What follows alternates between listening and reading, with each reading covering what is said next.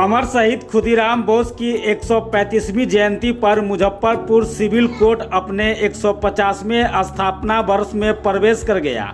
Civil court प्रशासन की ओर से मंगलवार को पहली बार स्थापना वर्ष समारोह मनाया गया, जिसे यादगार बनाने के लिए कोर्ट परिसर में शहीद खुदीराम बोस व उनके साथी प्रफुल्ल चाकी की प्रतिमा का निरक्षी न्यायाधीश न्यायमूर्ति सत्यव्रत वर्मा व प्रधान जिला व सत्र न्यायाधीश मनोज कुमार सिंह ने संयुक्त रूप से अनावरण किया। मुख्य सड़क पर दोनों की प्रतिमा स्थापित की गई है। प्रतिमा के नीचे दोनों स्वतंत्रता सेनानियों का संक्षिप्त जीवन परिचय दिया गया है। प्रतिमा अनावरण के बाद निरक्षी न्यायाधीश न्यायमूर्ति सत्यव्रत वर्मा ने कहा कि आज बहुत खुशी का मौका है।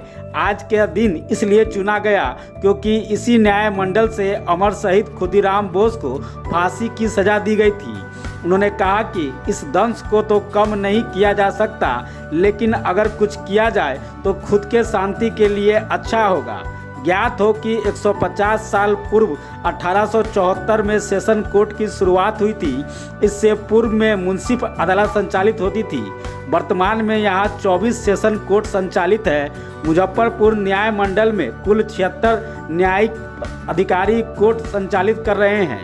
मुजफ्फरपुर सिविल कोर्ट का गौरवशाली इतिहास रहा है। मुजफ्फरपुर न्याय मंडल से निकले कई अधिवक्ता व जज ने सुप्रीम कोर्ट से लेकर दूसरे राज्यों के हाई कोर्ट में अपनी सेवाएं दी है। आज न्याय मंडल का 150वां और ये जयंती है आज खुदीराम बोस की। बहुत बड़ा ऐतिहासिक काम हुआ है सर, क्या बताना चाहेंगे इसमें? पहले तो ये कि ये न्याय मंडल का 150वां वर्ष नहीं है, इस न्याय मंडल के सत्र खंड की स्थापना का 150वां वर्ष है। 1875 में इस न्याय मंडल के सेशन डिवीज़न की स्थापना हो चुकी थी। हमारे पास जो सबसे पुराना दस्तावेज मिला है वो 1803 का मिला है। उस समय मुंसिफ न्यायालय था। इसका मतलब है कि यहाँ पे न्याय मंडल की स्थापना तो 1803 के पहले की निश्चित तौर पे होगी। और 150 वर्ष सेशन डिवीज़न का पूर्ण हुआ तो हम लोगों को लगा कि खुशी का मौका है। और आज के दिन को इसलिए चुना कि इसी न्याय मंडल से शहीद खुदीराम बोस जी को फांसी की सज़ा दी गई थी, जो हम लोगों के लिए लगता था कि किसी भी प्रकार से उस दंश को कम तो नहीं कर सकते, लेकिन कुछ भी अगर कर सके तो खुद की शांति के लिए। उस समय के सर जो फैसले हुए हैं, क्या उनके फैसले की कॉपी को डिजिटलाइज करने या उसको भी सब सार्वजनिक करने के प्रयास में हैं? बहुत अच्छा सवाल आपने पूछा। हमारे पास अभी स्कैनर्स बड़े बड़े 43 स्कैनर्स आ चुके हैं। उस प्रक्रिया को हम आगे बढ़ा रहे हैं। थोड़ा सा डिजिटल स्पेस की कमी है हमारे पास। डिजिटल स्पेस लेने के लिए जगह का वो माननीय कोर्ट से मिल रहा है, और जैसे ही होगा हम कार्रवाई शुरू कर चुके हैं उस पर ऑलरेडी।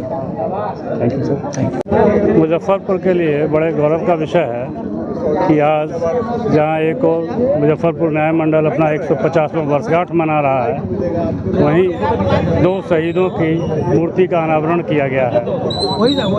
अत्यंत ही खुशी का विषय है।